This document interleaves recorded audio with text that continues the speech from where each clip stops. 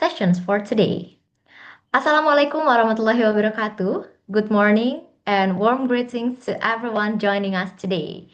Distinguished speakers and moderator, respected faculty members, partners, colleges, and dear participants. Welcome to the third mini course series, Strategic Competition in the Cyberspace of the Indo-Pacific. My name is Brigida, and I'll be your master of ceremony for today's session. It is truly an honor to guide you through this important discussion. This session is part of the collaborative mini course series on foreign policy, jointly organized by the Eastern Indonesia Network on Foreign Policy, or EINPOL, and the Department of International Relations, Universitas Hasanuddin, in collaboration with the Department of International Relations, Universitas Mataram, the Departments of International Relations, Universitas Sulawesi Barat, and Australia Awards Indonesia. This mini course series consists of three interconnected sessions designed to provide participants with a comprehensive understanding of key contemporary strategic issues in Indo-Pacific, ranging from geopolitics and resources, migrations governance, to today's focus on cyberspace and strategic competition. The main objective of this series is to bridge global and regional strategic debates with local perspective in Eastern Indonesia and enhance academic and policy-oriented discussions on foreign policy and security issues. We are also pleased to share that session 3 of this mini course series is supported by the Hasanuddin Journal of Strategic and International Studies. For participants who are interested in publishing their academic articles, we would like to invite you to consider submission to the Hasanuddin Journal of Strategic and International Studies, an accredited Sinta Rank 4 journal by the Directorate General of Higher Education's Ministry of Higher Education, Science and Technology of the Republic of Indonesia. Today's sessions, strategy competitions in the cyberspace of the Indo-Pacific. But before we proceed to the main discussions, it is our great honor to invite a welcome address and opening remarks from the head of the Department of International Relations, Universitas Hasanuddin. Please join me in welcoming Professor Seniwati Essos MHum PhD. Professor Seniwati, the screen is yours.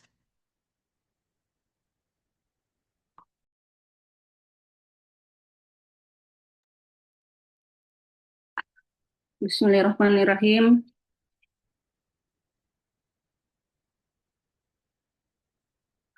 Honorable Speaker, respected college and dear participants, Assalamualaikum warahmatullahi wabarakatuh. Good morning and warm greetings to you all. It is my great pleasure to welcome you to the online collaborative mini course series 3 entitled Strategic Competition in the Cyberspace of the Indo-Pacific.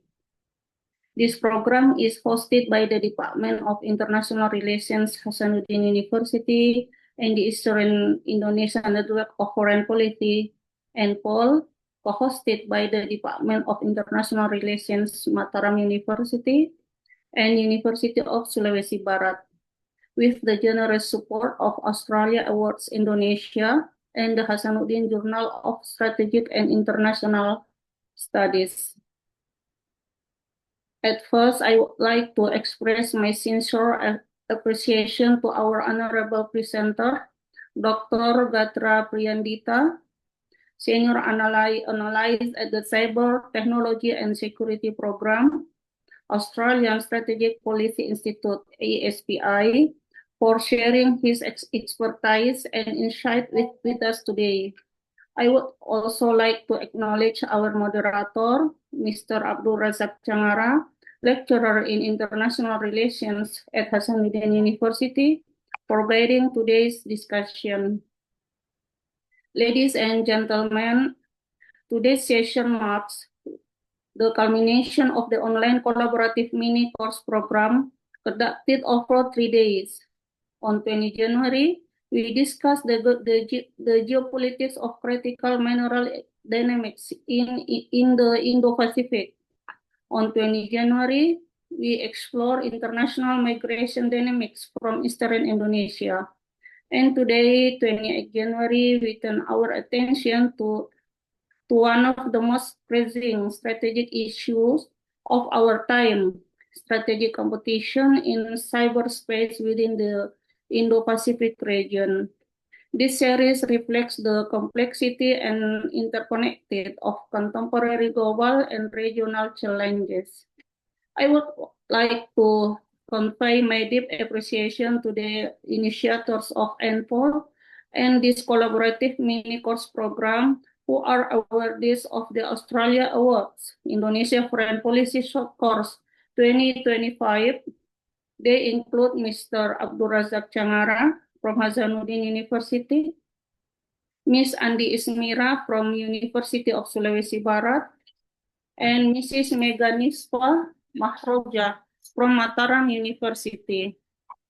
Their vision to establish EINPOL and the mini course series as a platform to disseminate and localize discussion on contemporary foreign policy and strategic issues in the Indo-Pacific is highly remarkable.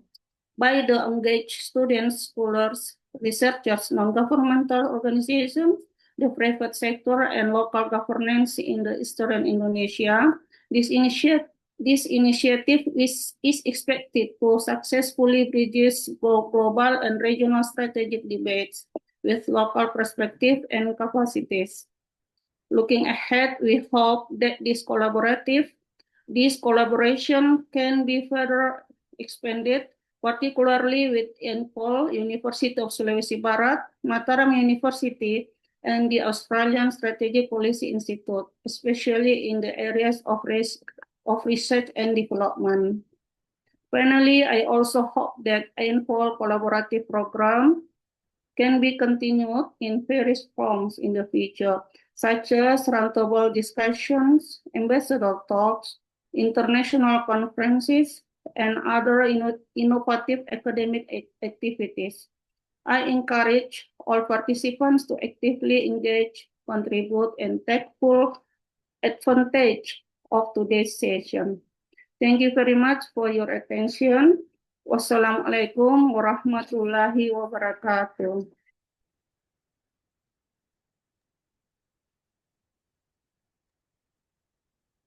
Thank you very much, Professor Senawati, for the insightful and encouraging opening remarks. Before moving forward, I would like to give a special shout out and appreciation to our partners institution. First, the Universitas Sulawesi Barat, represented by Ibu Andi Ismira, and to Universitas Mataram, represented by Ibu Mega Nisfa Mahroja.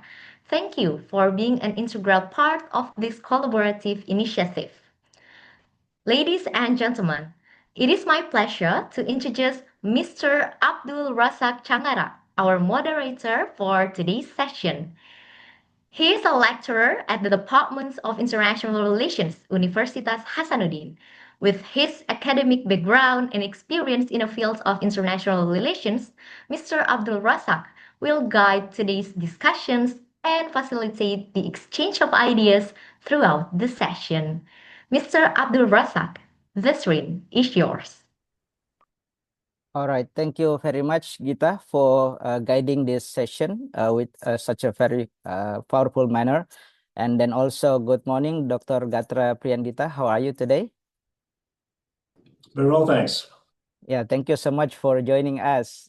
So this is our second encounter after the Foreign Policy Short Course in Canberra. Thank you so much once again. So I will now take over the session as moderator by explaining the session rules of Minico Series 3 and also introduce the profile of our speaker. So for the session rules of Minico Series 3, the session will be divided into two sections covering full presentation from the speaker for around 40 minutes, which will be continued with the Q&A session. For the Q&A session, we advise for participants to use Zoom's raise hand feature and open the camera to ask the question. And then we expect also the participant to mute your audio during the presentation of the speaker and Q&A session, and unmute your audio to ask question after being allowed by the moderator. After asking the question, please also drop your question in the chat box to ensure the clarity of your question, and then the speaker will address the question one by one. Before we begin my session, let me firstly introduce our speaker today, Dr. Gatra Priyandita. He's a senior analyst at the Australian Strategic Policy Institute, Cyber Technology and Security Program based in Canberra, Australia. His primary research area is in cyber diplomacy and the geopolitics of critical technology. He also provides commentary on foreign and defense policy issues in Southeast Asia. A political scientist by training, Dr. Gatra specializes in the intersections of comparative politics, cybersecurity, and international relations. He is currently a visiting fellow at the Australian National University's Coral Bell School of Asia Pacific Affairs and an international strategy fellow with the Special Competitive Studies Project. His previous affiliations include the Pacific Forum, Center for Strategic and International Studies or CSIS Indonesia, and the University of Indonesia, and also Jinan University. Dr. Gatra brings over a decade of research experience focused on Southeast Asian security and the geopolitics of cyberspace.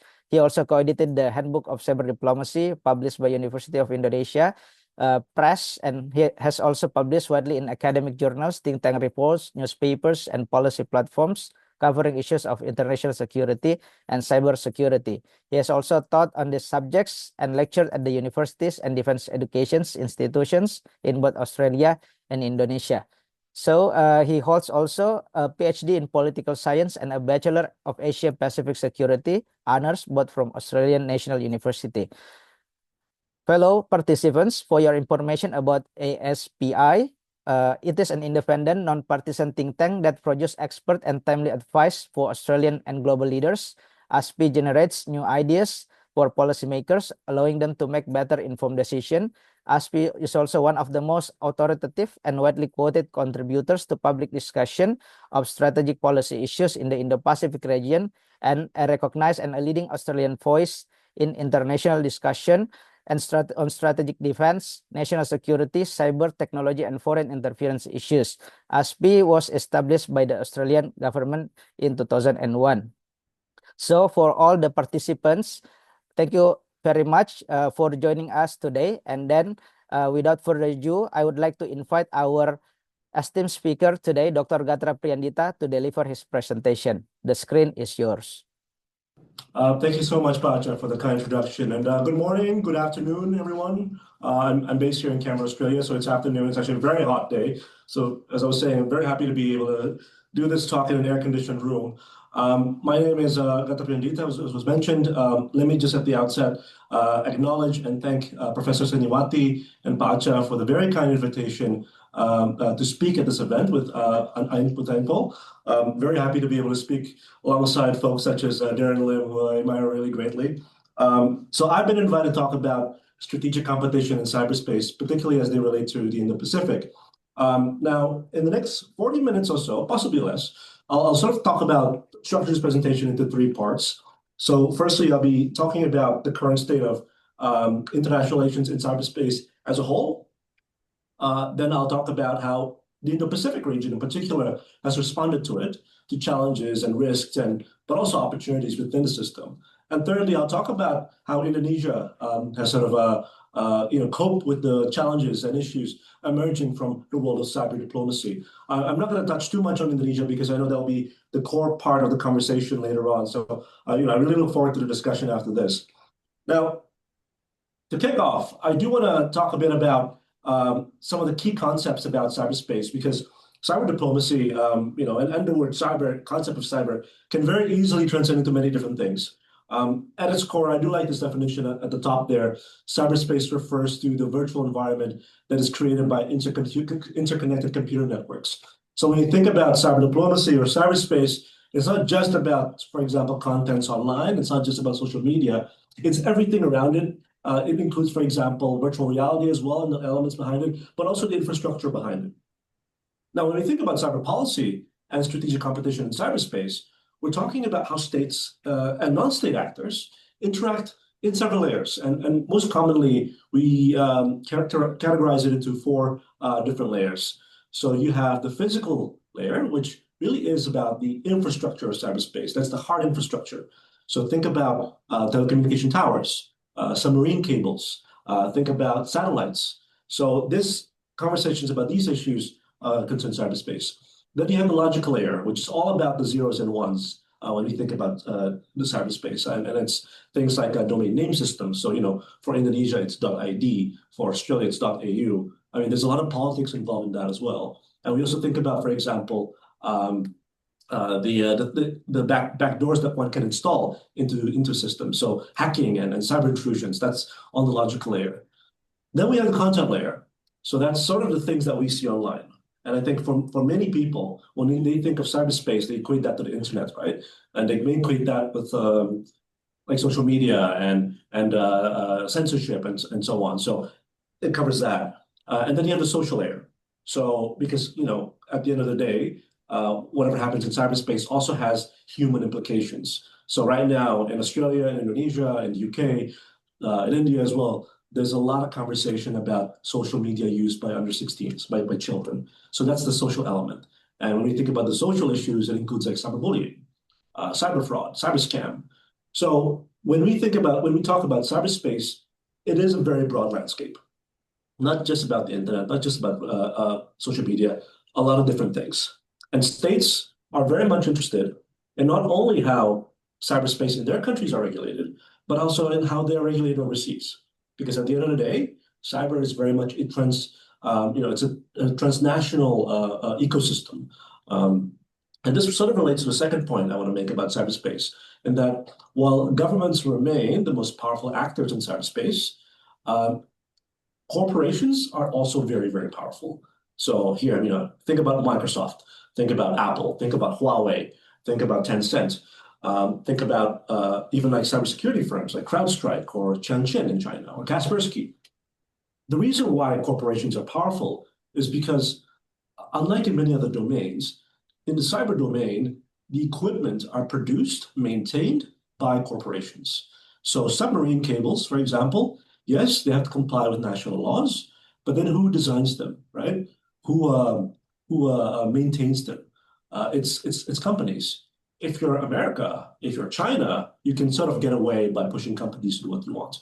But if you're Fiji, if you're Tuvalu, if you're Tonga, it's a bit of a challenge. So this is where, again, corporations have a more powerful role. Now, because cyberspace is transnational, countries are generally very concerned about security and sovereignty.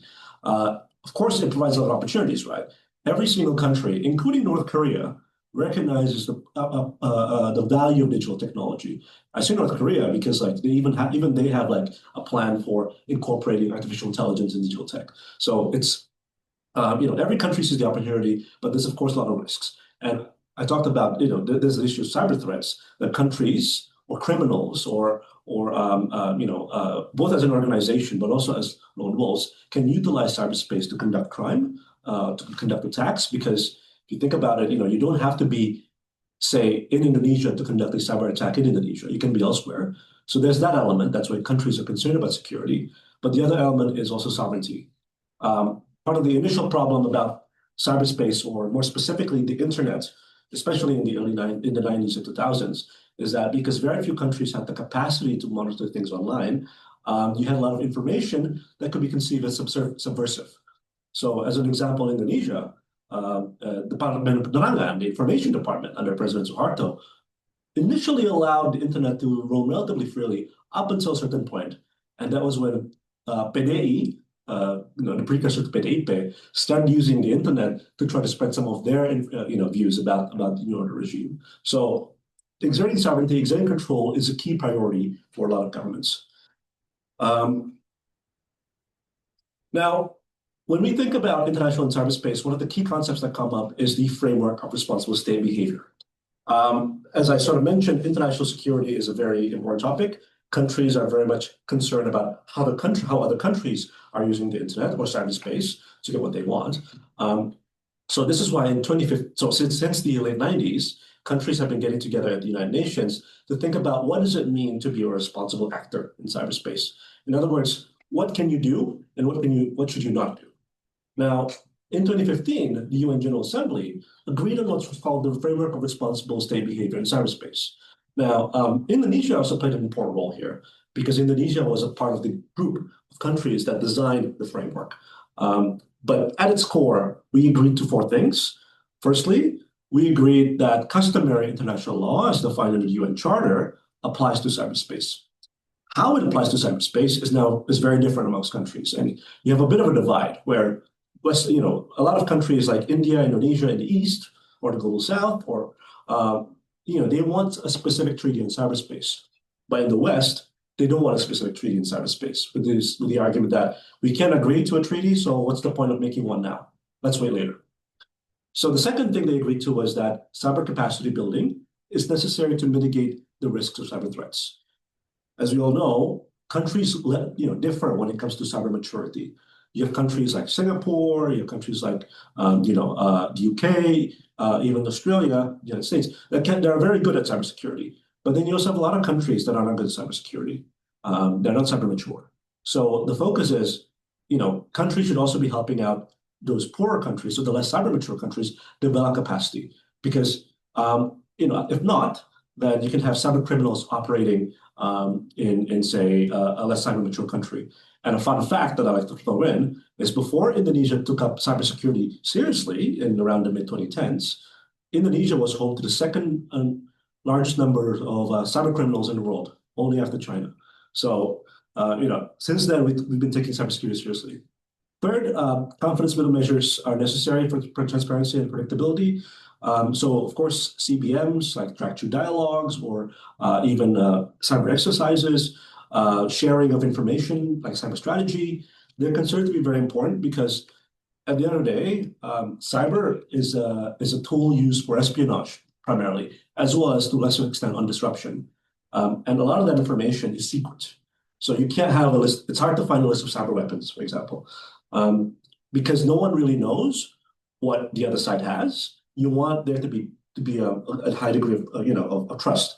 So we saw this with defense white papers as well in Asia.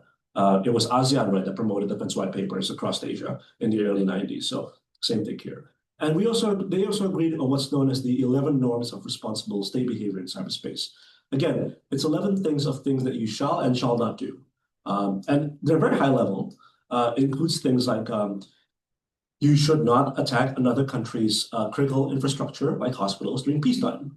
You should help out in case your country is being used to attack other countries, if your country's cyberspace is being used to attack other countries.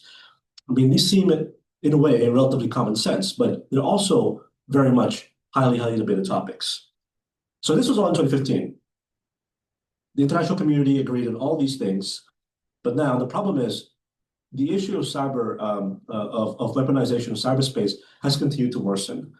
Now, I want to sort of highlight some of the four ways in which cyber is used by state actors before I talk more about the state of play in the region. But broadly, you have four categories of weaponization when you think about cyber. You have cyber sabotage, so to disrupt or destroy critical infrastructure. The most famous example of this is Stuxnet, where the US and the Israelis allegedly undermined Iranian nuclear power plant. You had a case in 2007, 2008 with Russian hackers also attacking the Estonian government's website. Most recently, you can argue that the Americans before kidnapping Nicolas Maduro used cyber sabotage to undermine power plants. Electricity in Caracas. So that's just some examples. Information operations are now becoming very common.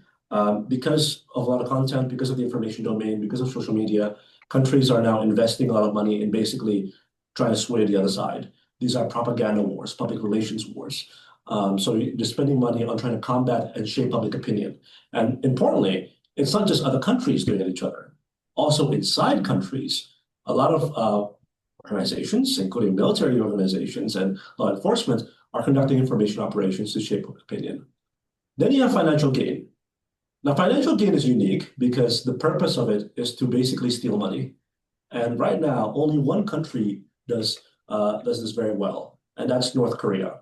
So the North Koreans have stolen huge amounts of money, hundreds of millions, if not over billions of dollars, through things like cryptojacking, so hijacking people's crypto accounts, They've done this through fraud, and they've done this through many different ways. There are plenty of stories about North Koreans. And then the most common one is at the end, that's cyber espionage. As I mentioned, cyber at its core is the purpose of cyber is to conduct espionage operations at this stage. So a lot of countries invest in cyber capabilities to conduct these cyber operations to harvest a lot of information. It's not theoretically illegal. I mean, it depends on one's own view of international law. But at its core, cyber espionage is probably the most common form of cyber being used as a weapon. Now, remember 2015 was the year when they agreed to the framework. In many ways, the number has significantly increased. So your 2015 here, these are known cases, by the way, that we know of. It's definitely a lot higher, I'm sure. But 2015 was the year when they agreed to the framework. And look at that. Now, the Council of Foreign Relations has sort of detailed the number of cyber incidents that are publicly announced. And out of over 330 or something since 2009, but 240 or 230 have taken place since 2016. So cyber espionage is becoming a much bigger problem. Now, most of the targets are government and military, but increasingly we are seeing something called economic cyber espionage. So that's when they spy on companies with the purpose of stealing sensitive business information for commercial gain.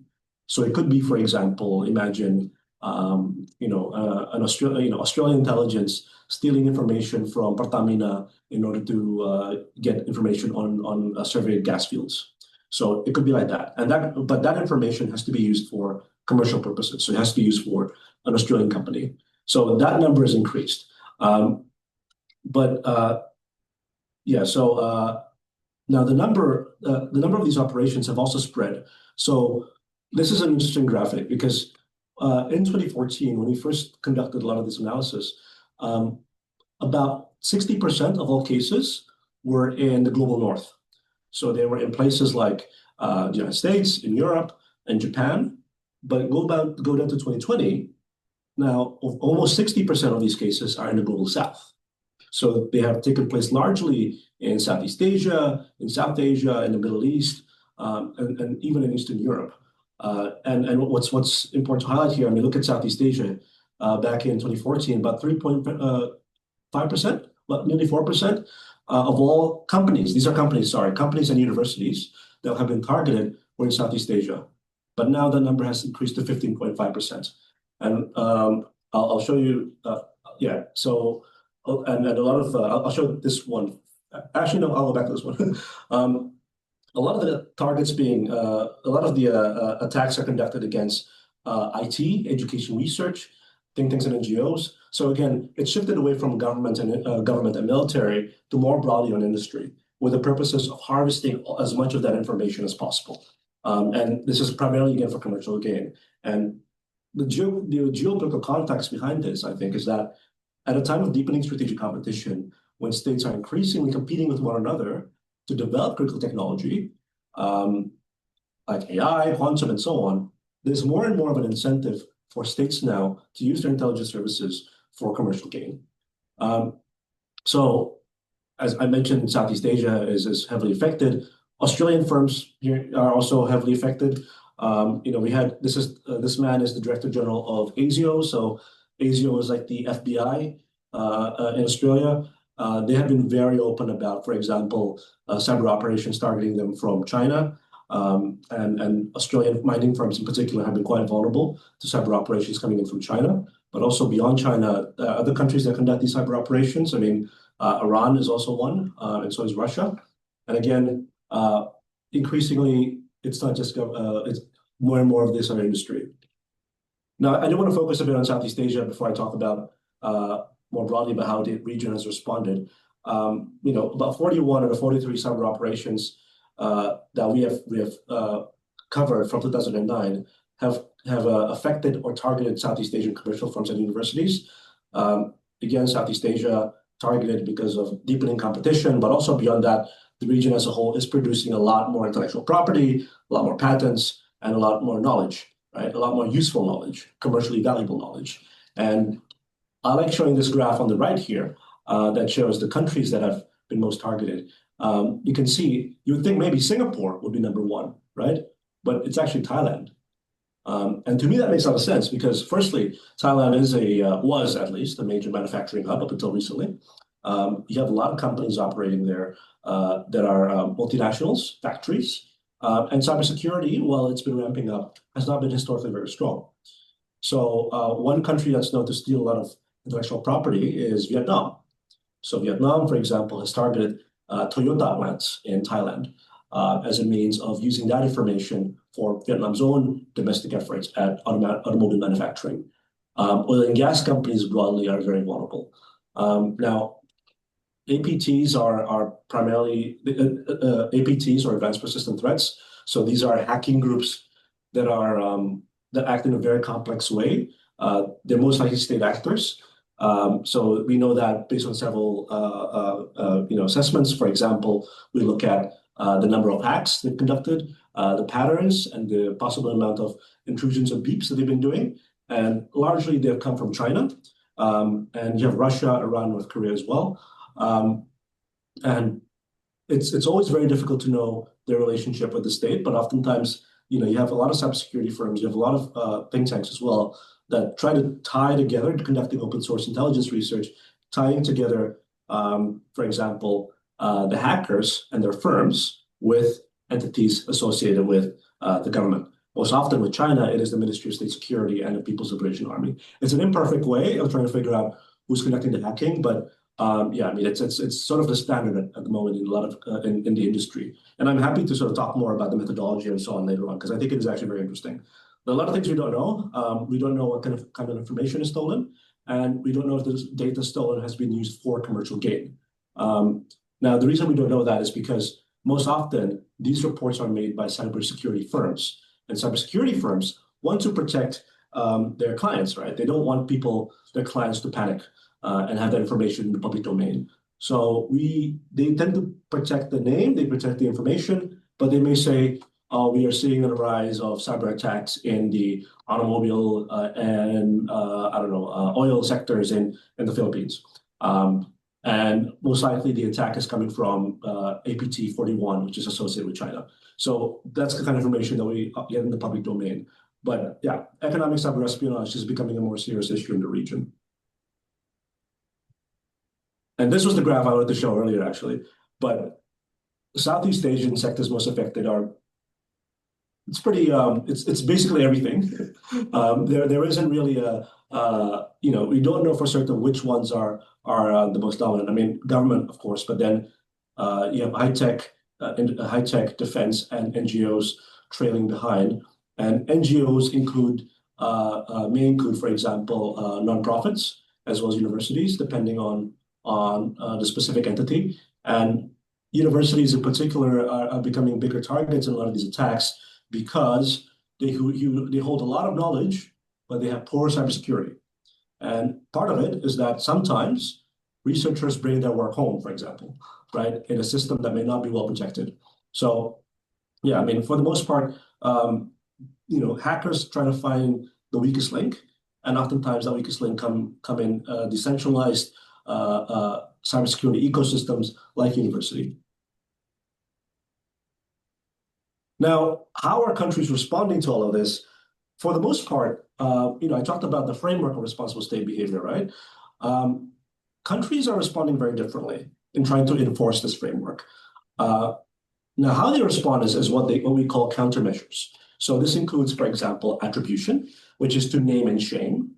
And it may also include responding by disrupting the computer systems themselves. Now, attribution is the most well-known one. It is when states very publicly say, we have identified that there have been a cyber attack coming in from the United States, and we are calling on the United States to take a stronger action. That's a difficult process to take because it's one that is both very technical and very political. When we think about attribution, it's actually three different layers. There's technical attribution. So you need to have good computer scientists and cybersecurity specialists who can tell that the hackers are, for example, coming in from Australia. Then you also need forensics people there And intelligence people can figure out that the hackers are not only operating from Australia, but they're also tied, for example, to the Australian government. Because if they're just hackers from Australia, you can get away with it, right? You can just say they're cyber criminals, and that's it, and work with the Australian government. But it's, if you want to blame the state actor, that's a more difficult jump to make. And that's why the vast majority of state actors that are attributing tend to be advanced cyber mature countries. So it would be the United States, Australia, Japan, for example. NATO does it a lot, Europe. China, increasingly. Singapore made their first open one last year. Indonesia, interestingly, has attributed, but at a technical level only. So technical, there's a lawyer legal element to it in which we have to figure out if it violates international law, and there's a political layer. So that's when Kemlu, the foreign ministry, or maybe even the president's office, make the decision. Do we call out this country? What does that mean for our overall bilateral relationship? So Indonesia has done technical attribution. You can find it in the reports coming out of SSN. They don't name a country, by the way. They name the APT. But Indonesia has not done political attribution, whereas Australia, the US has done plenty of political attribution. And China, again, increasingly doing a lot more political attribution, primarily blaming the Americans for hacking them. Now, outside of attribution, you have a surge in cyber-related information and intelligence sharing. Now, those are two different things, right? Because it's one thing to just say, hey, I know that your country is being hacked by somebody. It's another thing to say, I know that this industry is being hacked by these guys using these tools, and the people who are doing it are this group, which we know is associated with, say, the Australian government. So those are two very different things. Now, Indonesia has a lot of information sharing agreements, and I think increasingly some intelligence sharing, but broadly across the world, more and more countries are now sharing intelligence.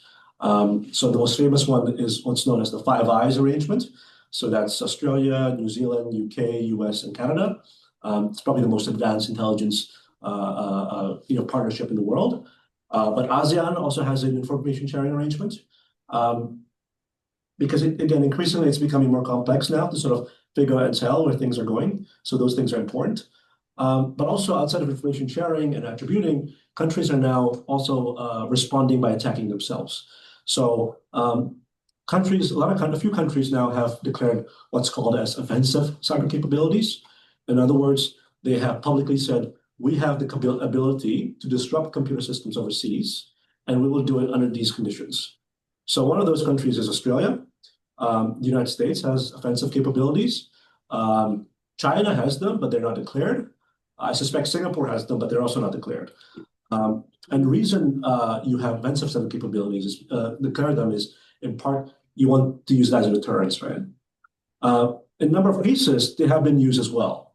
So a couple of years back, in 2022, Australia had several cyber hacks. And Optus, one of the main telecom operators, as well as Medibank, which is an insurance company. So it was tied back to a criminal group in Russia, not the Russian government, but they were criminals in Russia. Now, this happened not long after the Russian invasion of Ukraine. So the relationship between Russia and Australia was not great, right? Because Australia had condemned the invasion. Because the Russians seemed like they were unwilling to cooperate with the Australian government, Australia conducted these offensive operations itself. So it basically hacked into the Russian cyber ecosystem and destroyed and disrupted the computers of the hackers in Russia. So some countries have that capability. At this stage, Indonesia does not. Now, we are seeing also a lot of law enforcement cooperation. So in combating some of the more powerful hacking groups, one of them you can see here, it's sort of hidden, but Lockbit is a major ransomware group. Now, ransomware groups, criminal groups can also be very powerful, sometimes almost as powerful as states. So it took a coalition of countries, including the US, UK, Germany, Finland, Australia, and so on, to undermine and disrupt the systems of Lockbit. So Lockbit's ecosystem has been ransacked. And for context, Lockbit is also the one that was blamed for the national data center hack in Indonesia in June 2024. Outside of what you do overseas, it's also something that also have to be things that you do at home. So I mentioned here that Australia, Taiwan, China, and Japan have been investing domestic measures to defend against state-sponsored theft. So I mentioned economic cyber espionage early on. These 4 countries in Asia have been investing so much resources in legal system and engagement with industry to try to promote themselves against acts. So I mean, outside of things that you do outside, of course, it's important to defend and protect what's at home. And key to this is actually, in my view, just sharing good public information, but also sharing a lot of intelligence information with industry. A lot of arrangements here, and I'm happy to sort of, again, talk about that later on. Yeah, so as I mentioned earlier on, very few countries choose to deter with force or by naming and shaming. Just here to shamelessly promote one of the reports that we wrote, looking at how responsibility and things like attribution have been conducted and perceived in the region. Very few, Japan is developing offensive cyber capabilities, Taiwan as well, but the rest of the region are very, very mute when it comes to these kinds of issues. Oftentimes, it's an issue of resourcing. It's an issue of wanting to protect relationships, and it's a general issue about a lack of political will. But yeah, ASEAN, for example, is functioning as an important platform for information sharing. So again, that's a positive step. Now, I do want to talk a bit about Indonesia before we get into the Q&A, because I think this is primarily to just function as context. And for the most part, Indonesia, unsurprisingly, struggles to has Indonesian officials have a lot to do when it comes to protecting the cyberspace. And it's not just a capability issue. It's just by the sheer fact that it is one of the biggest countries in the world in terms of population. And when you have about 170, 180 million people online, that's a lot of people you need to protect, right? So by virtue of its size, Indonesian officials have a lot to do. But broadly, Indonesia does see the 5th most data breaches of all countries based on information from Surfshark, which is a cybersecurity firm in the Netherlands. Now, based on SSN data, there were 4.4 billion recorded traffic anomalies. So in other words, these are uncertain kinds of traffics, unusual traffics appearing on Indonesian cyberspace. So this is a big number. I think in previous years it was only in the hundreds of millions. It does go up to 1 billion sometimes, but this is it's unsurprising, I guess, again, that the country is seeing so many vulnerabilities. And cybercrime, of course, is becoming very important. So if you've been following one news connected to cyber diplomacy recently in Indonesia, it might relate to the issue of cyber scam operations. I think this data actually came in before the cyber scam operations really matured. But as we know, there are thousands of Indonesians and other Southeast Asians and people from around the world who are stuck in cyber scam compounds in mainland Southeast Asia. That's a huge money-making initiative that's generating billions of dollars. And all you need is just a group of people, right? 1% of people to get fooled into these operations, and you're making a lot of money. So it's unsurprising, I think, that cybercrime is becoming a more expensive affair. The International Telecommunications Union even predicted that by 2030, the cybercrime economy will be around $10 trillion. So it's a huge money-making enterprise. $10 billion, which is it's a huge money-making enterprise, even though it's not a trillion. Now, just a quick highlight of the sectors where we see data breaches based on the HoneyNet project, which is a collective of academics working closely with BSSN. Government, again, unsurprisingly, sees the most data breaches, but then energy and resources, finance, health, IT, ICT, defense. These are important sectors that holds a lot of intellectual property. And you don't have to come up with a new invention in order to be targeted. Again, energy and resources has a lot of information on land, right? On surveys. One story I'd like to tell that's not related to Indonesia, but proves my point, is that there were a series of cyber attacks in Myanmar, for example, targeting Japanese companies that were doing business with the Burmese government over land. A lot of these hacks come from China, and which were sponsoring a series of Chinese-owned state-owned enterprises competing with these Japanese firms. So the state apparatus is also very much involved. And again, point I'm trying to make is it's not just government and military that's under attack. Industry is also heavily affected. Very quickly, I guess, some of the key cyber-enabled threats. You have ransomware, which is a big deal. That's basically when They hack into your system, they capture all that information, and they hold it for ransom. And they say, if you want us to get away, if you want to get your stuff back, you have to pay $1 billion. That's probably becoming one of the most common forms of cyber attacks in the region or in the world. And companies are super vulnerable, especially if you're a small and medium-sized enterprise. And these companies spend tens of thousands of dollars at the very least in responding to ransomware attacks. Big companies can spend up to $2 million on any random ransomware attack, not just the big ones. In Indonesia as well, election-related cyber operations are pretty concerning. I mean, these are disinformation, disruption to transmission channels, and so on. I guess none of this is inherently surprising if you study Indonesian politics and hear stories about hacks against campaigns.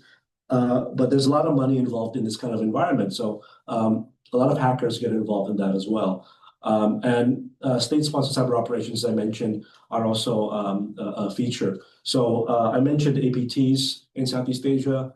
According to ID CIRTI, which is the Indonesian CERT, Computer Emergency Response Team, there are around 4.4 million activities, so pings basically, in 2022.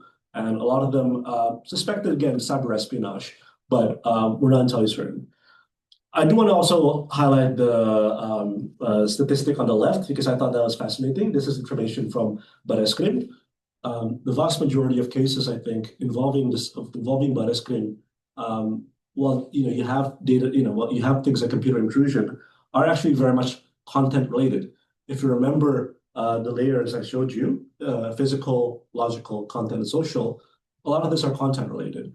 So data manipulation can be a form of cyber intrusion attack. Like a kind of a computer intrusion or logical layer attack.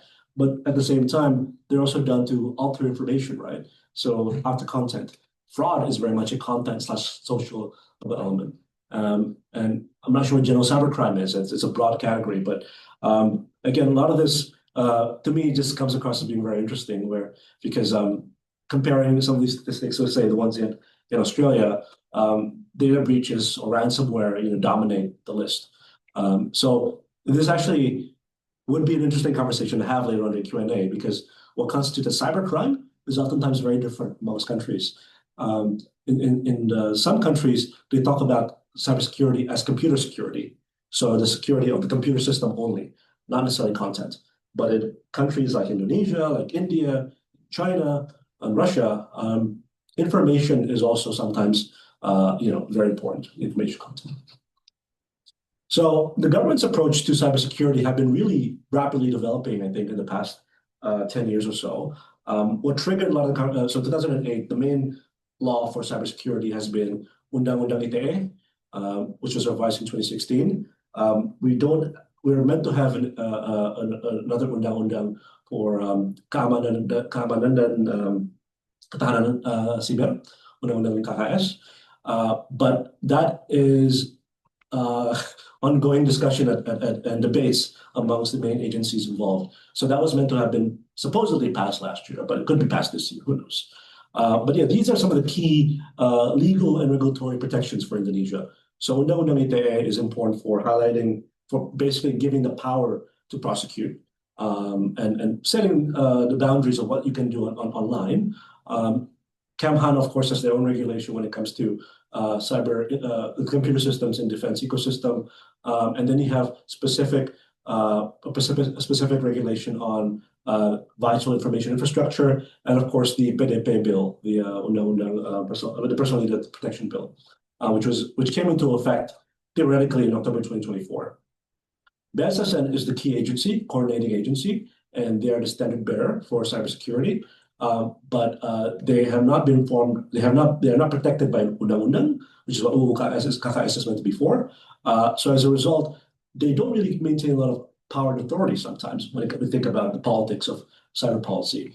Instead, Komdigi oftentimes is the more influential agency. Now, Komdigi is in charge of content. So if you remember the layers, physical, logical, content, and social, Komdigi is primarily in charge of content. Although I think they're also covering issues with the social, if we think about the Undang-Undang PP Tunas.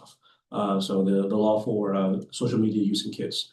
And then you have Polri, of course, responsible for enforcement, and the NE for cyber defense. Now, on the right there, I just want to very briefly talk about some of the collaborations.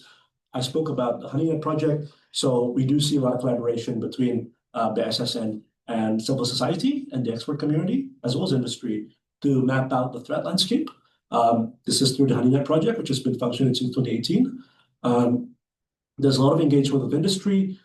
It's a challenging process, I know, but yeah, we have a specific deputy dealing with the economy, right? And then, of course, you have cyber engagements and diplomacy through in the bilateral realm as well as in the multilateral realm. Normally, bilateral is focused on capacity building and information sharing and intelligence sharing. Now, multilateral is primarily for norms, or we're talking about what states should and should not do, and as well as international law. So those are sort of the key differences. There are a lot of challenges, and you know, with cybersecurity ecosystem, and key amongst which is just basic under resourcing. That's not a unique cybersecurity policy problem, but it is a serious problem in Indonesia.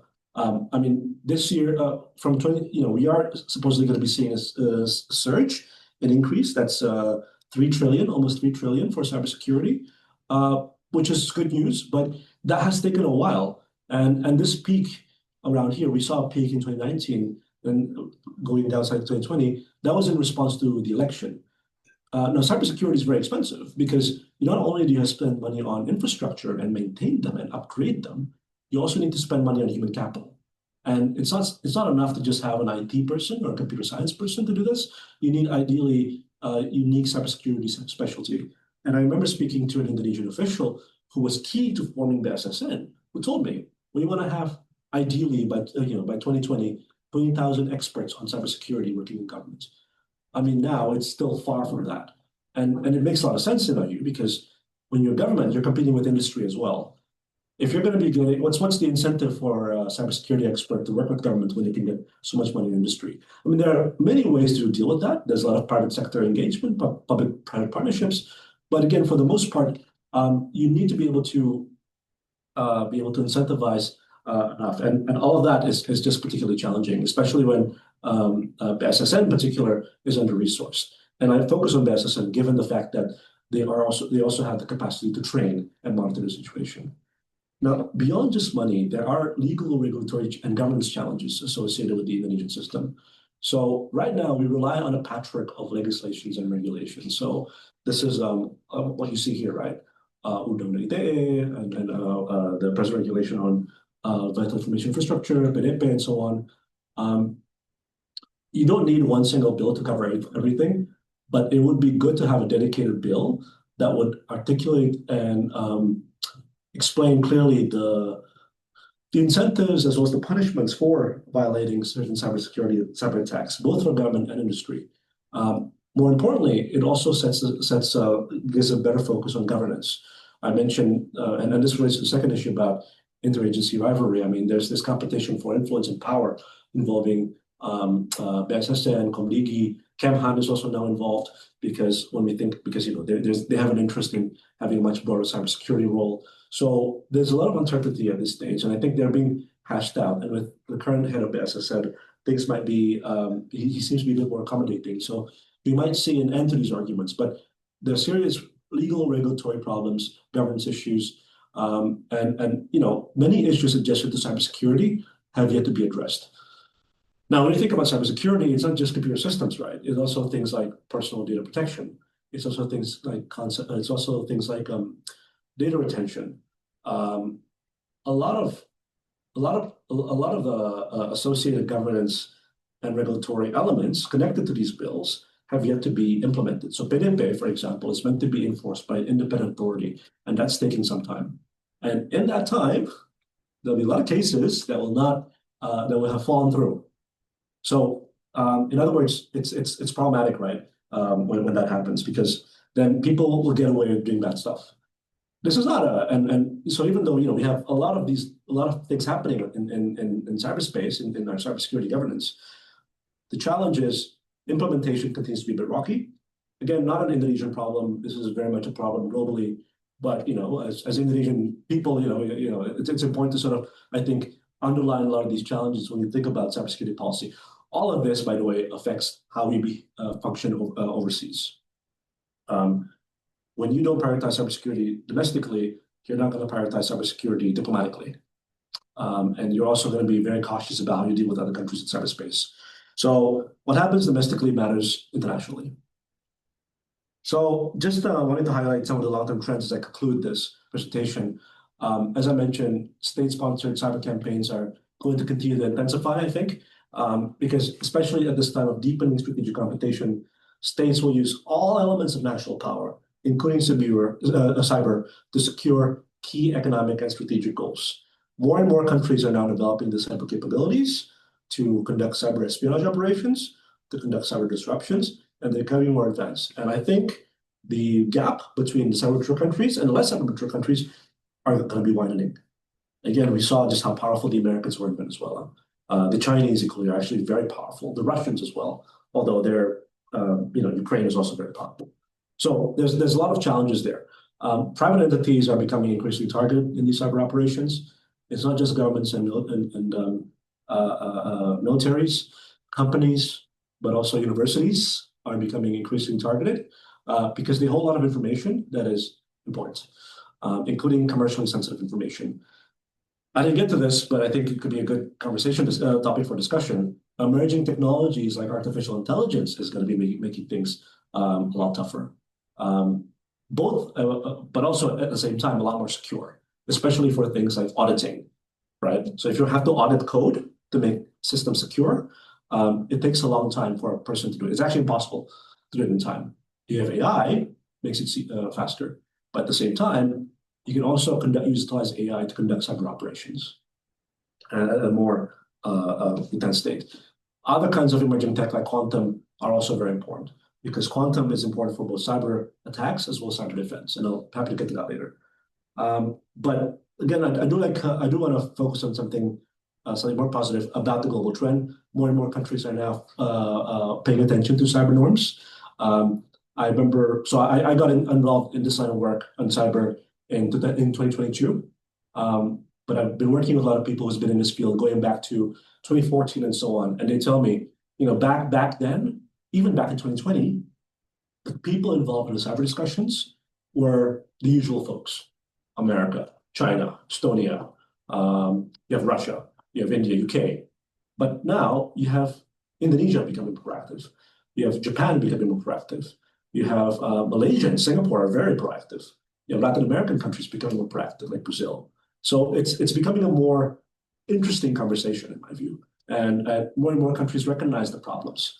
But with Indonesia specifically, while becoming more proactive, there's still legal, institutional, and budgetary constraints. So all of this means that I think, in my view, we need to be more proactive in advocating for cyber governance, more good cyber governance. But beyond that, also learn more about cyber diplomacy. So I will again promote myself in a very shamelessly here. As was mentioned by Pacha, I think cyber diplomacy remains a very understudied topic in the world, but also in Indonesia. I think we don't really have a decent amount of expertise who can cover that intersection actively, both at a research level, but also more actively engage in the international discussions. Indonesian experts are underrepresented in major multi-stakeholder forums. Where we're very active is oftentimes when it comes to content and social media, because we have that brand as being one of the most social media savvy countries in the world. But then what about things like cyber norms, discussions on cyber defense, but also on international security and cyber, but also on things like the politics of content and so on.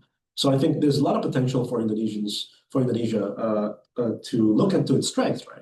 Social media, issues about privacy, and becoming more proactive actors in the space. So I do encourage you all to scan the QR code, and I promise it's not going to hack you. It will lead you to a YouTube series that ASPI and Universitas Indonesia have co-developed in 2025, giving you an overview of cyber diplomacy. And it's not just international security. So if you're interested in data, there's something there: sovereignty, international law and norms, even things like technological standards, it's all there. Because the idea is that we want to get more and more people interested in the subject and more people beyond just international relations people.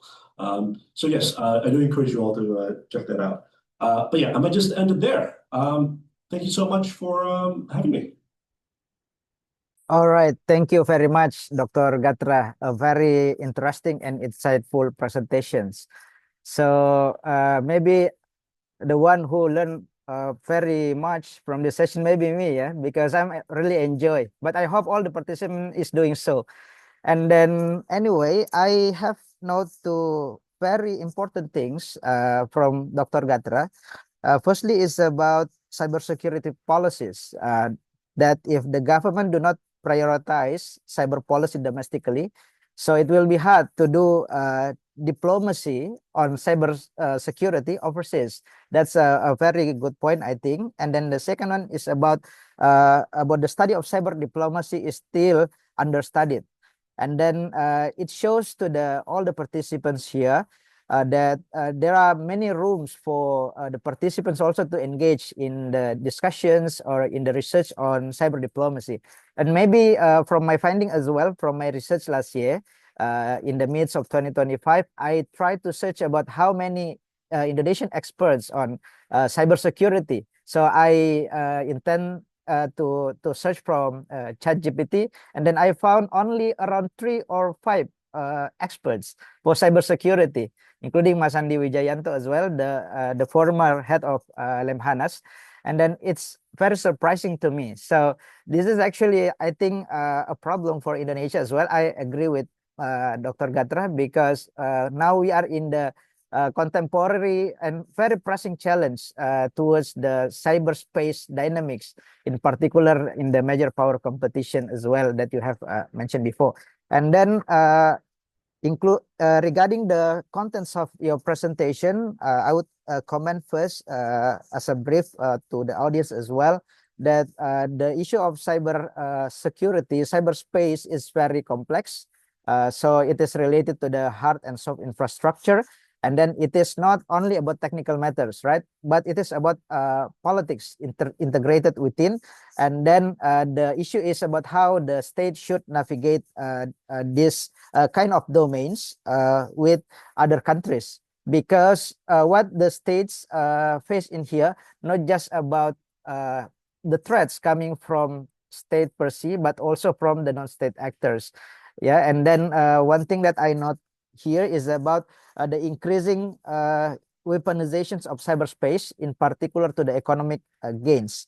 And then the problem is that the states are still different in terms of how to navigate the cyberspace, even though there is regulations, there is international regulation on state behavior under UNGA to regulate the behavior of the state in the cyberspace, but the state are still very divergent on responding such kind of regulation. And then as well, what I note here is about current endeavor of the state to deal with the cyber security issues about state attributions. And then for state attribution in here, there are 2 elements. First is about technical attributions that I got from Dr. Gatra, and also political attributions.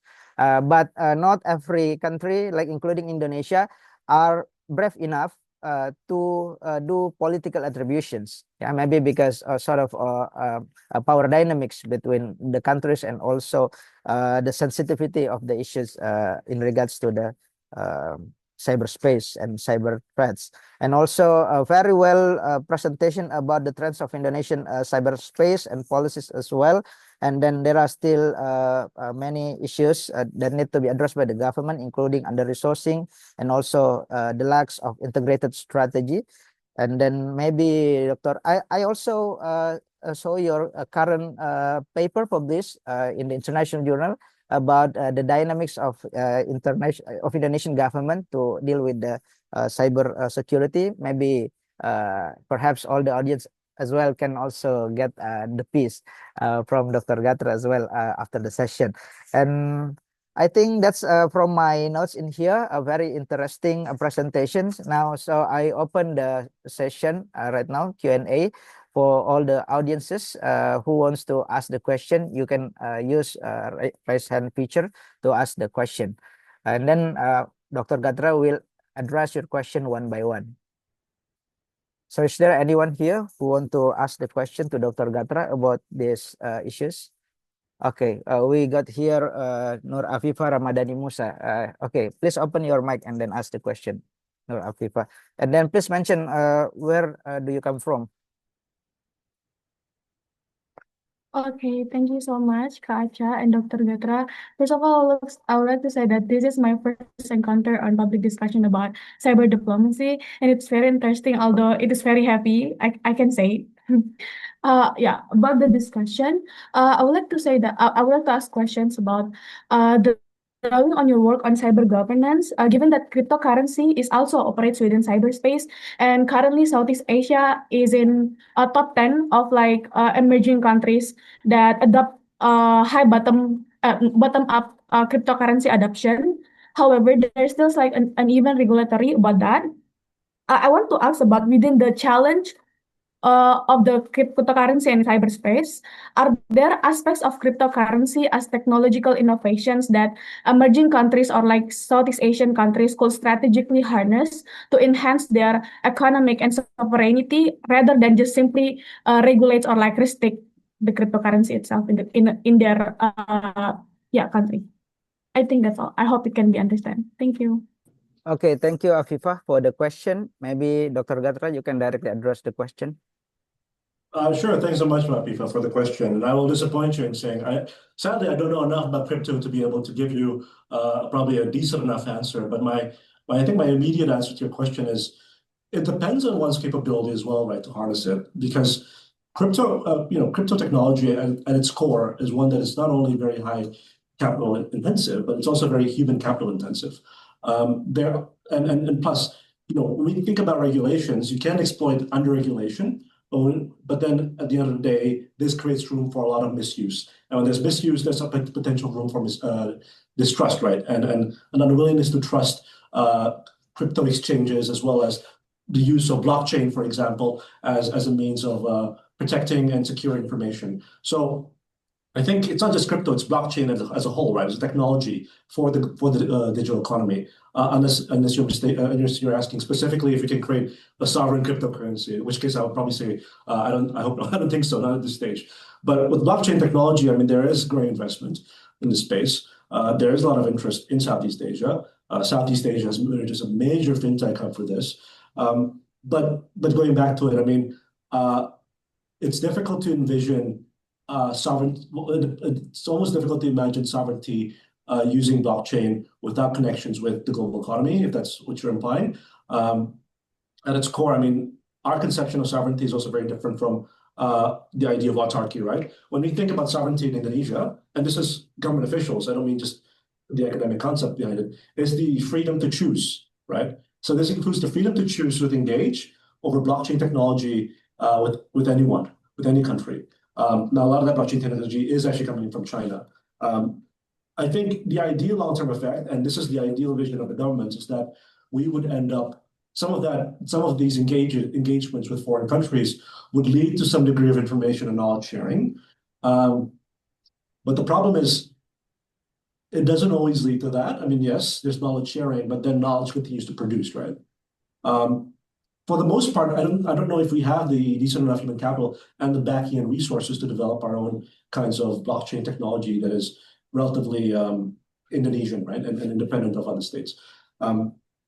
So I think, again, this is where I think attention to certain kinds of digital technologies matter, because you need capacity building, you need resourcing for scholarships and so on. Yeah, so it is. Yes, there's potential there for blockchain to help a wide variety of industries, but for the most part, it's probably still a faraway dream. Okay, thank you, Dr. Gatra, for the answers. Who is the other participant who want to ask the question? Muhammad Hafiz Hawari. Okay, please, Hafiz Hawari. First of all, thank you, Kacha and Dr. Gatra, for this opportunity. Same with Afifa. This is my first time discussing about cybersecurity. First of all, I hope I am audible. as I am outside. Second of all, I wish to not hijack this discussion, but rather take it into a much more human aspect. There is to say with the recent Trump tariffs and how China basically beat back by revealing either A, suspicious outsourcing attempt that is made by Western luxury and semi-luxury brands like YSL, Gucci, Adidas, and Nike, or B, showing down the right their capabilities at creating near perfect copies of previously mentioned brands. The US has been taking major hit, and the retailer and retail industry, as part of it, has not fully recovered the reputation, which basically shows to me that massification of social media access actually holds a lot of sway within the court of public opinion. What I would like to ask for you then is there actually a way for a country, legally speaking, to actually counter this? Considering that the lethality of massive information warfare has been ramping up, especially with the massification of content creation that is supported by AI and such other things. I hope this question is clearly understandable. Yeah, thank you for your time. Okay, thank you, Hafiz. Okay, please, Dr. Gatra, how do you comment on this question? Thanks, Mas Hafiz. Sorry, it was sort of breaking up, but I just wanted to confirm your question is China has obviously closed off social media access to social media companies overseas. Is your question, should Indonesia do something similar, especially in light of information warfare? Because I only got certain elements there. Yeah. How do countries, legally speaking, like counter the attempt of other countries at creating narratives to create disruption within their government system or their public court of public opinion? How to respond to information warfare? Okay, right. So that's a very good question, and I think there's two elements there, right? Firstly, yes, information warfare is becoming a lot more, well, I wouldn't call it warfare because I think I do associate war with conflict. But there are a lot of information operations out there trying to sway and influence the Indonesian people. Now, Komdigi does have, I think, strict guidelines through, I think, PPPSA. No, PP, it's something PSA that requires big tech companies to provide content and take down content within a certain amount of period. It's actually a fairly strict one. And in a way, it's encouraging more and more social media companies to set up shop in Indonesia in order to monitor content and report. Because I think Indonesia is able to sometimes leverage its power as a major social media market in order to get what it wants. For good or bad, right? Because sometimes when you think about information warfare, it's not just among states, it's also amongst people in the country itself. Now, I think the challenge here is to really be specific about what kind of information comes in, and you sometimes want to keep it a bit gray, but other times you want to be very careful, right? Keeping it gray allows a high degree of flexibility, and I'm talking about the regulations about social media control. But keeping it specific also gives a bit more certainty. There are actually a lot of information operations operating in Indonesia. Some of them are not criticizing the Indonesian government. So there are a lot of PR firms out there being hired, for example, to sway Indonesian public opinion about Israel, also about Xinjiang, right? They operate on YouTube, they operate on TikTok, they operate on Facebook, and so on. Now, the question is, are you really going to clamp down on each one, right? Because there are actually plenty of YouTube series out there in the Indonesian language focus on these subjects. And clamping down is going to be a forever process, right? I'm actually not a big fan of just closing down content or social media, because in a way, it creates the government into this parent, and sometimes not a rational parent, right? It's a parent that panics and quickly closes down whatever pops up. So it becomes one that is super risk averse. Even the smallest information can be problematic. What if the BBC has a news segment that seems to be somewhat positive about Israel? Is that information operation? Are they? I mean, are we going to be that strict about what the media presents, right? Are we going to be that strict about how People's Daily talk about China's presence in Xinjiang, or maybe Taiwan? Taiwan as an occupied territory. I mean, what's the red line there? I prefer the much harder method of teaching critical thinking in schools, right? For the simple reason that I think there are countries that have been able to do this well. And granted, I'm thinking of Finland, for example. And granted, with Finland, it's 5 million people. Indonesia is 280 million people. There are more pressing issues in Indonesia compared to Finland. It's an easier country to manage. Sure. But then I think at the same time, having classes where one is able to sort of tell the difference between what's AI generated and not is very important. But also on top of that, I do think we should be holding tech companies more accountable to the content that they have, especially when it comes to AI generation. I'm not a big fan of saying we shouldn't be allowing Chinese PR firms to spread disinformation or American PR firms spreading disinformation, unless they affect things like public security and public health. So I don't like the idea of, for example, foreign entities spreading disinformation about COVID. But for the most part, I think once you get there, where do you stop is the question. So holding tech companies more accountable to talking about who is, where the profiles are coming from, whether it's AI generated, is very important. And more companies like Google are now investing in this kind of technology. I mean, if you use Twitter or X, for example, you have the community notes, right? It's AI generated. Those kinds of platforms are fundamental, I think, because at the very least, while not everyone is going to pay attention to that, you would have it functions as a way to delegitimize potentially malicious content. Because at this stance, what constitutes a propaganda or information operation, right now we call them as just malicious, but is it malicious to say that China controls Taiwan? Or is it malicious to say that, Israel has the right to develop Gaza into property, into like a real estate land? I mean, who's to say, right? Yeah. Okay, thank you, Dr. Gatra. So is that clear, Hafiz? How are you? Very low, Pak. Okay, Yeah. thank you so much for the question. Who is next for the question?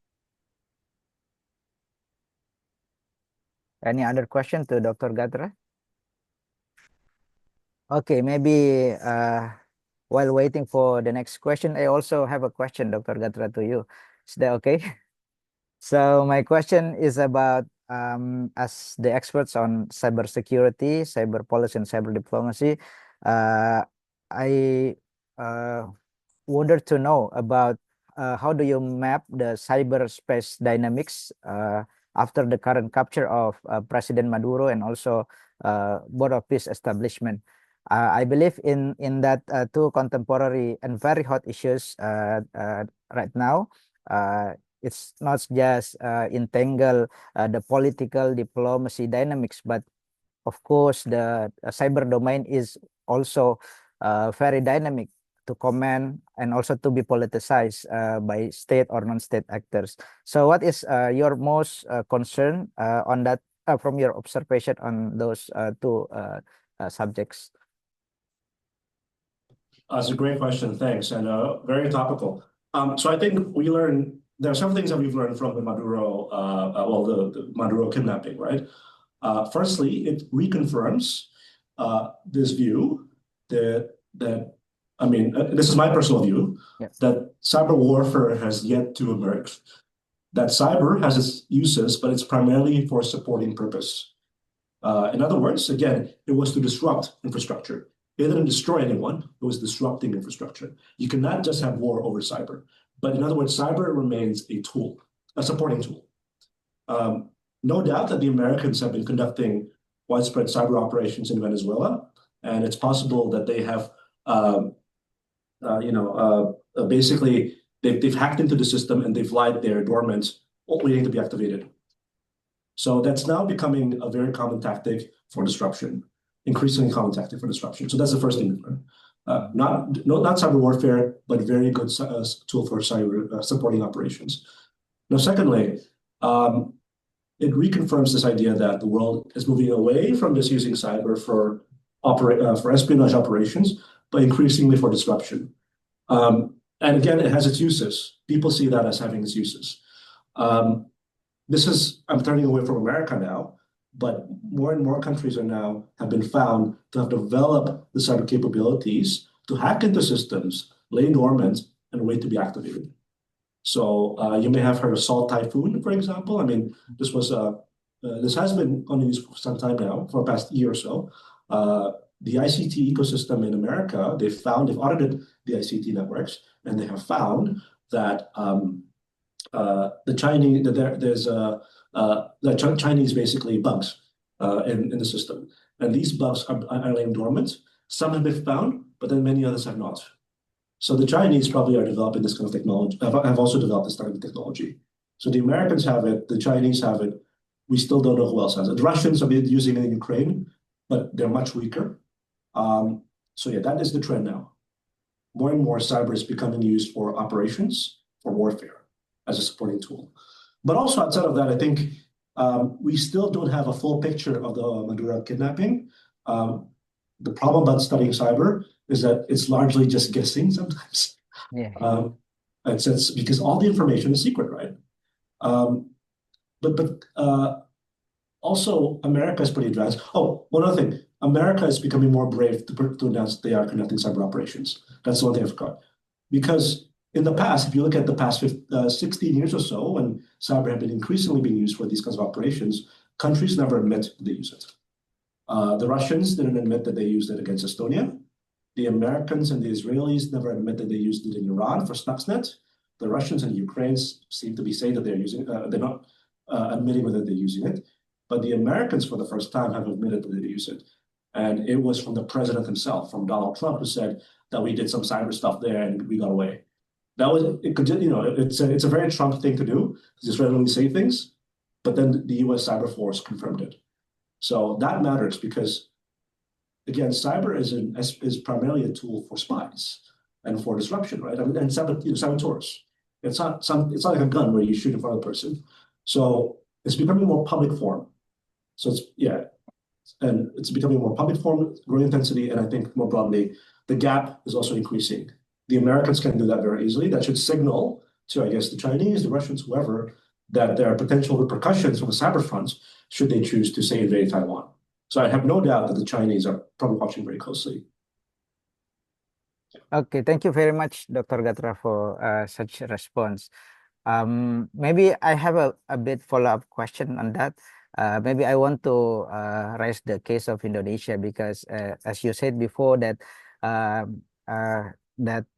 cyber in here is used to support the operations by the government, by the US, which is more brave to date. And then actually, if we take the angle of Indonesia, the lens of Indonesia, what do you observe about our current government, about Prabowo Subianto administration? I mean, because you said before, Indonesia is under-resourced in terms of finance and also human resources as well. But at the same time, this is a very pressing challenge. Meanwhile, most of the budget allocation goes to maybe to program like MBG, yeah, makan bergizi gratis. And then I saw even the agency of Badan Gizi Nasional take a very, how to say, the first rank of most absorbing institution towards the state budget. So how do you comment on that? Because I'm actually, and also how to illuminate, I mean, our government in terms of maybe there is from government institution in here, maybe can have a good insight as well, because I think this is a very necessity for Indonesia today. And I'm even sometimes kidding to my student. I say that if Indonesia's national interest in our constitution said to protect the blood of Indonesian people domestically and abroad, but now I would say the blood is not the blood from our body, yeah, but the data. So the how to say data bleeding is also from our society, is also the things that have to be protected by our government. So how do you comment on that issue, Dr. Gatra? Thanks, Pacha. I mean, if there are people from BSSN or other agencies here, I'd much rather hear from them actually. but I'll answer very directly. Yeah. I think as a matter of rhetoric, I think Prabowo understands, as a matter of principle, Prabowo understands the problems associated with cyber. So a fun anecdote is that when the Americans attacked Iran, was it mid last year, one element that he found very fascinating was the cyber element. So it wasn't just about, say, oh my God, is there going to be another war in the Middle East? Are we going to go to nuclear war? he wanted people to study the cyber element to it. He is, I think, good at talking about emerging and disruptive technologies, about AI. But you're right. I think when it comes to implementation and when it comes to prioritizing resources, that's where it still gets problematic. I mean, BSSN is getting an increase in its funding, but then, as you say, there are competing priorities elsewhere. I mean, you mentioned in BG. I just read today the foreign minister saying we're going to be spending $1 billion for the Board of Peace. So that's another competing item that has to be funded from a foreign policy perspective. I mean, I sure hope it doesn't come to that, but it does mean that we would struggle to invest in the kinds of resources for cyber capabilities and cyber defense. And when we think about cybersecurity governance, right, it's not just about spending money on equipment. You have to have the human capital for it, and you need to maintain it, and you need to also have the money for awareness. It's actually very complicated. I mean, I don't envy the role that folks at the SSN are in, and they still have to go through the task of convincing the government agencies, right, to try to negotiate their space. And there's competing done from Kemhan now for a piece of the pie as well. But specific to this government, where I would urge caution, and I think I sort of talked, I mean, I didn't directly mention this in my piece that you mentioned on strategic culture and Indonesian cyber capabilities. It's the issue that the focus is largely, from the government's perspective, on the information domain. So I mean, as was mentioned by Mas Hasfizuddin, I mean, there's this perception, I think, of information warfare, right, in Indonesia. Do you guys remember the Cyber Force proposal 2 years ago by Jokowi? I mean, Hadi Cahyanto, as Menko mentioned, that one of those priorities would be to combat proxy wars. So even Kemhan's role in cyber defense, while it includes elements of protecting computer systems, also largely focuses on making sure, well, combating people online, basically, using the internet to try to spread the kinds of information, monitor sites, and then, that's important work in my view, because there are a lot of threats online. But then, if the threat is simply criticism of the state, then that should not be an issue, right? So the challenge is how this moves on the next year or so, and as President Prabowo consolidates his power, right? Would information control be equated with cybersecurity? There are already people being targeted now for violations of Undang-Undang ITE, right, by the government, including during the protests. I think, siapa yang lupa? TNI called them over fears that they would be during cost disruption. It was a pretty high-profile moment. But is the cyber ecosystem that we're focusing on Indonesians, saying their concerns online, or are they going to be focused on much broader issues like data breaches and critical infrastructure protection? Fundamentally, critical infrastructure protection is also only protected by Perpres. And basically, I don't recall the exact details, but we identify, say, I think around 8 vital information infrastructure, if not more. And each sector has an agency lead. So, for example, if you think about the energy sector, the agency lead is SDM, with BSSN support, of course. BSSN will provide some of the key resources and human capital, and SDM will monitor all of that. Now, BSSN has done well in creating community CSIRTs. So these are community sort of response teams, right, across government agencies. I think there's over 120 now. But they're still not staffed sometimes with cybersecurity professionals, or people have only undergone non-advanced training. All of this is a problem because in the long run, as things become more complex, your agencies are still going to be very vulnerable. And we haven't got to the topic of, say, quantum computing, when countries can basically super destroy a computer, not just hack into it. So yeah, I mean, there's still a lot of challenges. And while Prabowo says the right thing, well, he has paid attention to some of these things, it's still far from being a priority in my view. Okay, thank you very much, Dr. Gatra, for the response. We have another question in the chat box from Pak Adi. Do you prefer to directly ask the question, or I read for you, Pak Adi?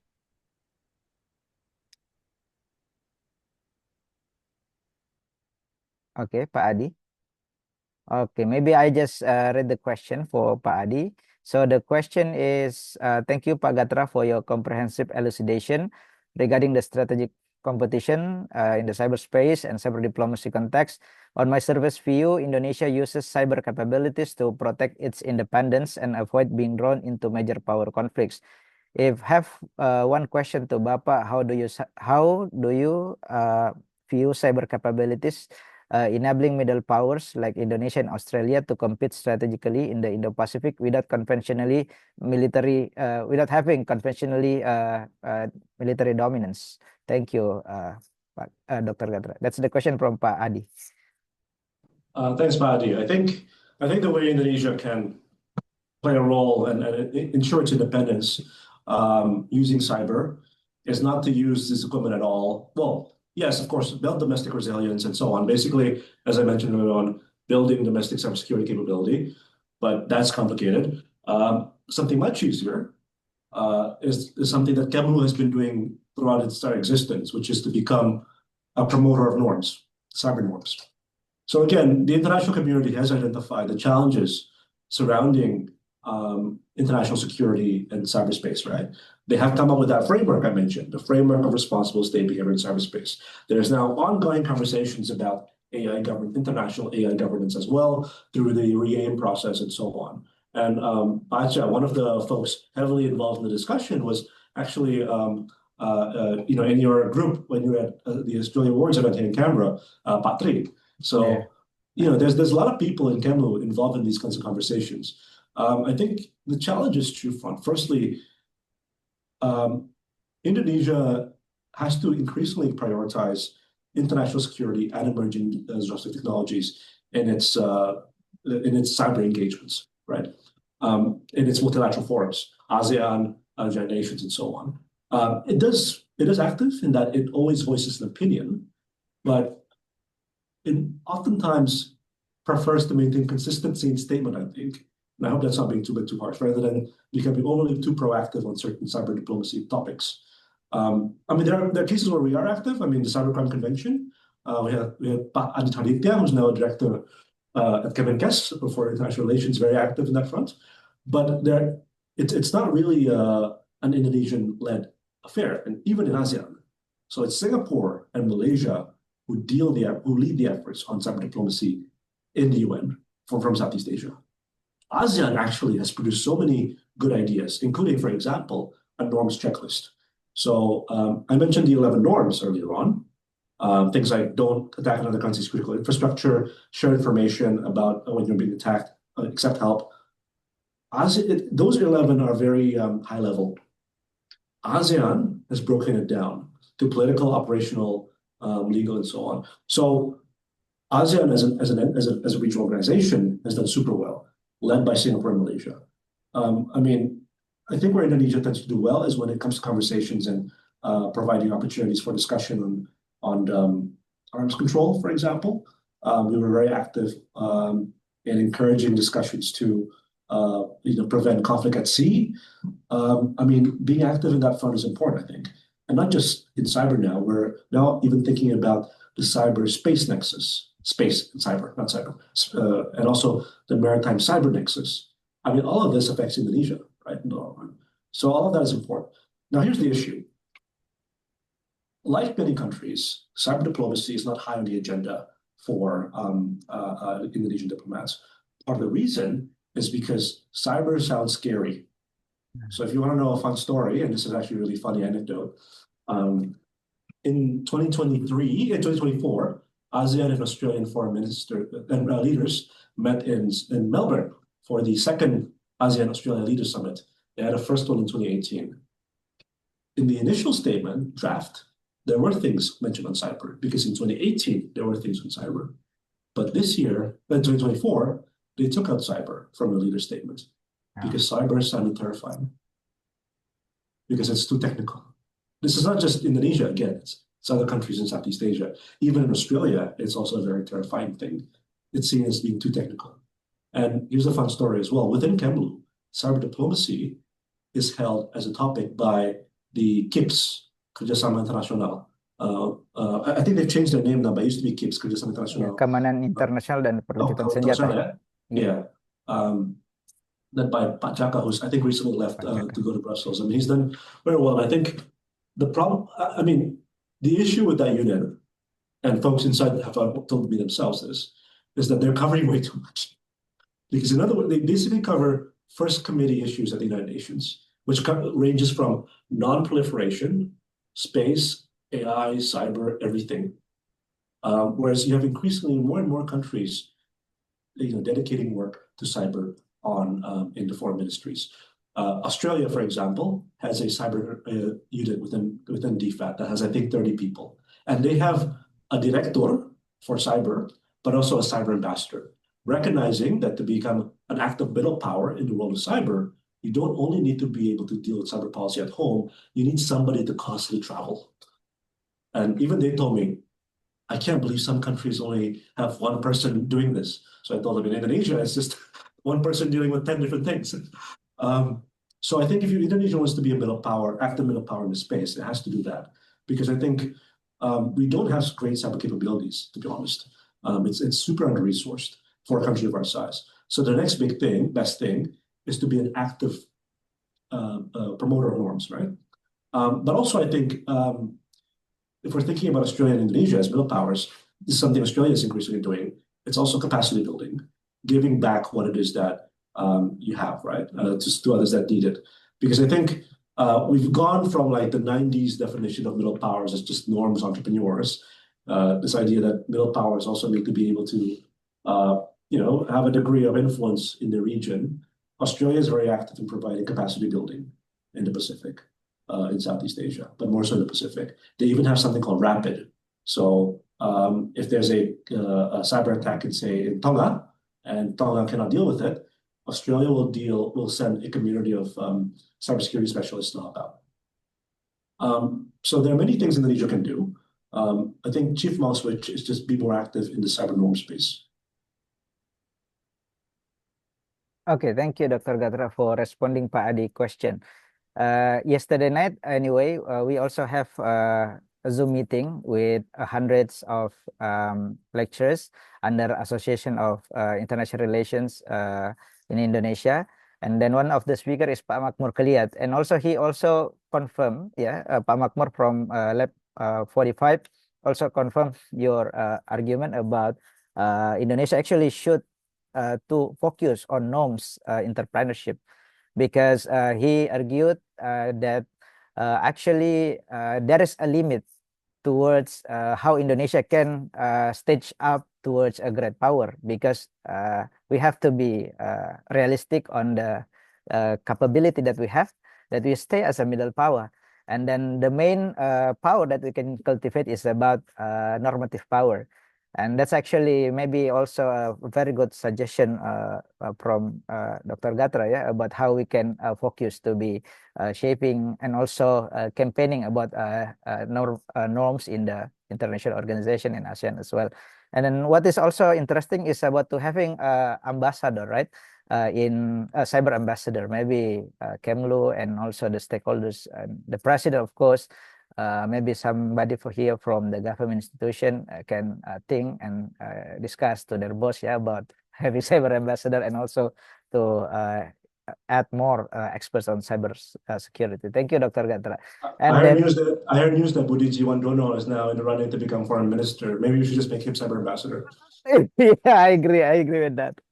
Can I just say something very quickly on cyber ambassadors, though, because I think it's such a fascinating thing, right? Yeah. Indonesia, so in January 2024, during the presidential debate on foreign policy, Ganjar mentioned the creation of a cyber ambassador role during the debate. Yeah, I think that was in his remember that. introductory remarks. And I think that was the first time in history that anyone at a presidential prime minister debate mentioned cyber ambassador. Cyber ambassador, yeah. Okay, thank you, Dr. Gatra. Maybe is there anyone here still want to ask question to Dr. Gatra? Okay, I have seen none, so maybe, Ainun Aisyah. Okay, please, Ainun Aisyah, you can ask the question now. Hi, Dr. Gastra. Thank you for the extensive explanation about our discussion today. Actually, I will keep it short because I think we have running out of time. My question is particularly about the surveillance or espionage suspicion regarding the Chinese private link companies to the especially about the surveillance and network infrastructure such as Hikvision, Dahua, and probably Huawei. I think we remember, I think back in 2023 and 2024, Australia and UK, US also banned these products, especially like from the Hikvision, Dahua, CCTV products, because they have suspicion that there are breach personal information and surveillance such things. And my question regarding is that Southeast Asian especially have a very disadvantage or bad situation or position. I think you mentioned it in your articles that they have no capabilities to mention the countries that they have personal links to the companies. And this raises question about how the region manage cybersecurity and surveillance risk linked to the China strategy use of technology amid US-China rivalry. And am I clear? Okay. Yeah, super clear. Okay. Okay, is that all, Ainun, for your question? Yeah. Okay. My point is Okay, how do you comment it, Dr. Gatra? Well, thanks, Ryan. That's also a very good question. So you're right. Many countries in the West, including Australia, the US, even I think Vietnam as well, have banned Huawei from their 5G ecosystem. There's a lot of concern here in Australia about Hikvision, about even for example BYD and their EVs, because those EVs are going to be tied into DeepSeek AI, and any information can be just collected and harvested. So I'll just give you sort of my views on why this is seen as an issue in the West, and then I'll directly answer your question. So basically, the reason why all of this is seen as a problem here in Australia and many other places is the obvious reason that I think many countries see China, well, the United States sees China as a strategic competitor, but also many countries see China as a potential adversary. Now, the problem in China is that there are a lot of tech companies that are producing these things, and they have to oblige with a 2017 intelligence law, which requires that information to be shared for national security purposes to the states. Now, national security purposes can be many things. It could of course include anything the government finds important, right? So, and as we know with how the Chinese system works, unlike say in Australia or the West, where companies have a great amount of power over politics, in China it's the other way around. Xi Jinping is the only emperor in town, and no one can be an equal. Ask Jack Ma, for example, when he started criticizing Chinese policy, he was punished for it, right? That led to the collapse of the Ant Group, for example, the company that he was trying to get IPO'd. So this is the reason why countries like Australia have moved to ban a lot of these technologies, and including especially from, say, government systems. It's not just that. I mean, a lot of Western tech firms have also been banned for. So, for example, ChatGPT cannot be used in a government computer here. I think only Copilot can be used, and that's because Copilot, Microsoft gives the opportunity to turn off data collection for Copilot. So, with that context in mind, you're right to say that I think in Southeast Asia, there's a much bigger problem with Huawei and other kinds of Chinese ICT, because for the most part, China invests heavily in its energies and efforts. Well, Huawei and ZTE invested heavily in its energy and efforts in the region, especially going back to the early 2000s till now. And they won contracts not just because of more competitive prices, but because of so many good add-ons, including training. I actually wrote a piece on the subject back in 2022 with Carnegie on Huawei in Indonesia, sort of trying to explain why Huawei was such a attractive partner, despite Indonesian officials also being concerned about the issue of cyber espionage, as well as more broadly on dependence. Now, in my view, whether you ban a country's equipment or not depends on how you see the country, right? Australia and the US see China as a potential enemy, so that's why they would ban these kinds of technologies. It's up to Indonesian officials to figure out if China is an enemy or a friend. Same way, I mean, do you accept IBM? Do you expect CrowdStrike? Do you accept Microsoft? It's meant to be a government policy. If you do ban them, you better have something to replace it with, right? I mean, part of the reason why this communication is working right now is because of Telkom's serious efforts in trying to lay, connectivity across Sulawesi, across Eastern Indonesia, across broader Indonesia, including with help from Huawei. So there's that question we have to keep in mind. Now, on the context of deepening strategic competition and what this means for the region, we are already affected by it, actually. So Western countries generally are cautious about giving us information on China, including intelligence, because of Huawei's dominance. And for just as a fact, we tried one of my interns here was also Indonesian. He tried calculating how many percent Huawei controls of the market. It's 70%, 70. It's huge. I would argue that that's actually beyond what we should be depending on them on. I think that's actually dependence, and that creates dependence issues, like vendor lock-ins. What if Huawei increases their prices? We can't just cut them off anymore.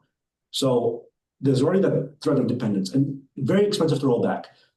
As an example, the British, they want to roll back, but Huawei controls 40%. They've decided that maximum, if you're a foreign company, 35%. To roll back 35% for the UK is £5 billion. That's expensive for the UK. Imagine, for Indonesia, right? I mean, that's also very expensive. We're already spending $1 billion on the border peace. We can't do that. So it's a very expensive affair. So that means, by virtue of all this, we are going to be dependent on the Chinese tech stack. I don't think there's any way turning back from that. I even asked somebody from Ericsson, for example, once what their priorities are in Southeast Asia. And they were like, oh, you've got Vietnam, we've got Singapore, we've got Thailand increasingly. And I was like, what about Indonesia? No, we're focusing on Indonesia. Because Huawei has won. If the competition between the US and China worsens, then we're affected by it. So again, the West is already not sharing some vital information with us because of Huawei. Not information, intelligence. And I think people are generally very careful about the kind of things they send to Indonesia. And secondly, we're already stuck with Chinese technologies anyway. So we better hope that there will be no tech Cold War, where systems just center around certain kinds of markets, because the day that happens, it's super tough, super tough. The plus side is Sino-American tech competition is somewhat going everywhere. One of the key consistencies going back from Obama, Biden, Trump, Obama, Trump, Biden, and Trump again, is that each one of these presidents have consistently intensified the competition with China. But under Trump, there's a lot of transactionalism. And I think increasingly the Americans are recognizing the limitations of their power on compelling countries not to adopt, say, Chinese tech. But yeah, so at the moment, akin to say how I would argue we're dependent on Japanese automobiles, we're dependent on Chinese tech, ICT equipment. And we better hope again it doesn't become tech. Thank you very much for the answer, Dr. Gatra, on Ainun Aisha question. So thank you also, Ainun, for the very good question. And then this is the last question, right, for this session, because we are approaching the end of the session of the mini course series 3. And then maybe now I'm turning to the closing of the session today. Thank you once again to Dr. Gatra Priyandita. We are very happy to have you here to present to us, because you can also listen from the previous student of Hasanuddin University saying that this is the first session of cybersecurity course that he encounters. That shows that anyway, even in international relations of our department is also still absent in discussing intensively about cyber security dynamics. And then we are very grateful to have this in under EINPOL collaboration with Unhas, UNRAM, and also Unsulbar.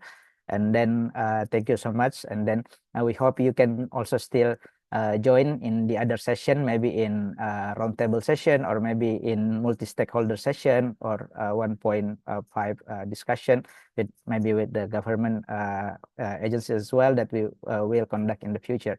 And then also what I can conclude and very important from this session is about your last statement about the strategic competition in the Indo-Pacific that you said before. And then I link to the previous explanation that it is very complex, because it entangles state, major powers, middle powers, and also including non-state actors, not just about addressing the criminals, but how to address the state who are perpetrating the or staging the attacks or espionage and so on, and even using third party like intelligence service, right, to do cyber how to say cyber sabotage or even gathering information for their commercial purpose. And we are now under the impacts of the such kind of strategic competition. So what I can also conclude from our discussion today and from the Q&A session, that because we are now impacted by this dynamics, that's why we should be very aware and not just thinking another domains, but how to be involving the cyber domains into layers of our approach to the international relations. If we think about maritime security, about how Trumps, for instance, dispatch their fleets to attack Iran, for instance. So it's not just about maritime domain, maritime security, but cyber domain is integrated within. And then I believe maybe with that points, it opened our eyes that the cyber research areas is very open to digging deep by us. And we can learn very much from this session as our starting point from Dr. Gatra Priyandita. So with all those substance of the presentation that delivered by Dr. Gatra, please give a huge applause to Dr. Gatra. Thanks so much, everyone. Yeah. Pancha, can you just say one more thing? Yeah. If anyone wants to have a conversation about cyber or tech diplomacy, I mean, please feel free to get in touch with me. I'm sure get my email. If not, then you can just Google me, and my email is there as well. I also encourage all of you to write for our blog site, The Strategist. Yeah. So it's my goal to get more and more Indonesian voices. And to my knowledge, the editor really likes the quality of content coming in from Indonesia. So yeah, feel free to get in touch with me. Yeah, I mean, I'm hoping this can be the start of a really good and collaborative relationship with all of you. So yeah, thank you so much for inviting me. Yeah. Thank you very much, Dr. Gatra. So Dr. Gatra is very open, right, for all the participants to get in contact with him. And also, I reiterate that ASPI has the strategies, right? This is one of the, how to say, avenue. If you want to share your thoughts through writing submission in the strategies, maybe lecturers in here, the students in here as well. Is it open to students as well, Dr. Gatra? Yes, we've had students writing for us before. Yeah. I think the preference is though, ideally at least graduate students. So minimal S2 sih. Okay, so ASPI prefer for graduate student S2, and then also academics lectures as well, or maybe they can do collaboration with their lecturer to submit. Of course, right? of course. Okay. Plenty of pieces like that. So yeah. Yes, you can also go to the for the participants. You can go to the ASPI website and then check for the strategy, or you can Google the strategies, the prominent outlet of publication of the ASPI. Thank you very much, Dr. Gatra, for the information as well. And then we will share also the recording via our YouTube afterwards for the all mini course series session. Thank you once again, Dr. Gatra. And now I hand over the session to our lovely Master of Ceremony, Brigitta. Thank you so much, Mr. Abdul Razak. Ladies and gentlemen, we have now come to the end of the third mini course series, Strategic Competition in the cyberspace of the Indo-Pacific. I would like to express our deepest appreciation and gratitude to our speaker, Dr. Gatra Priyandita, for the insightful, sharp, and highly relevant discussions on how cyberspace has become a critical arena of strategic competition in the Indo-Pacific. We would also like to extend our sincere thanks Mr. Ras Changara for guiding today's discussion so smoothly and effectively. Once again, this session is part of the collaborative mini course series on foreign policy jointly by the Eastern Indonesia Network on Foreign Policy, or EINPOL, and the Department of International Relations of Universitas Hasanuddin in collaborations with the Departments of International Relations Universitas Mataram, the Department of International Relations Universitas Sulawesi Barat, and Australia Awards Indonesia. We appreciate all the continued support that made this collaborative initiative meaningful and impactful. Before we officially close today's session, we would like to invite all speakers, the moderator, and participants to stay for a virtual photo session. Kindly turn on your camera, please, and our committee will guide to the photo taking process.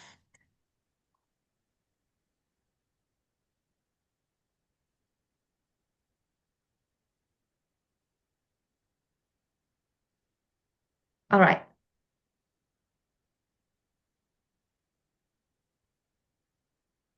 We'll start to taking the screenshot. Please give your best smiles. 3, 2, 1. Thank you. 3, 2, 1. Yeah, another one. Thank you. Thank you very much, Dr. Gatra, for your time. And then see you later on another agenda. Thank you so much. Thanks, everyone. Yeah, thank you. Bye. And thank you for every participants for the participation. Thanks so much.